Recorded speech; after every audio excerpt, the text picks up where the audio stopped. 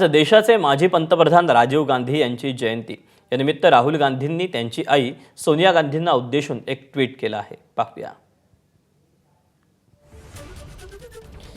मी तुम्हाला आणि बाबांना शेवटचं एकत्र पाहिलं त्याला 35 वर्षांहून अधिक काळ लोटला. बाबा गेल्यापासून आयुष्यानं तुमच्या समोर उभ्या केलेल्या प्रत्येक आव्हानाचा तुम्ही अखंड धैर्यानं आणि सन्मानानं सामना करताना मी पाहिलं आहे.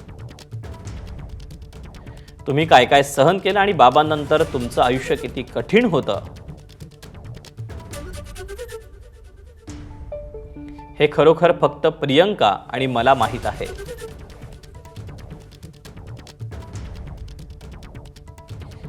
तुमची कहाणी belonging a journey of love असं असल्याचं राहुल गांधींनी आपल्या ट्विटमध्ये म्हटलंय. तुमच्यावर प्रेम करणाऱ्या लाखो लोकांना अखेर वाचायला मिळणार आहे. याचा मला आनंद आहे आणि तुमचा खूप अभिमानही वाटतो.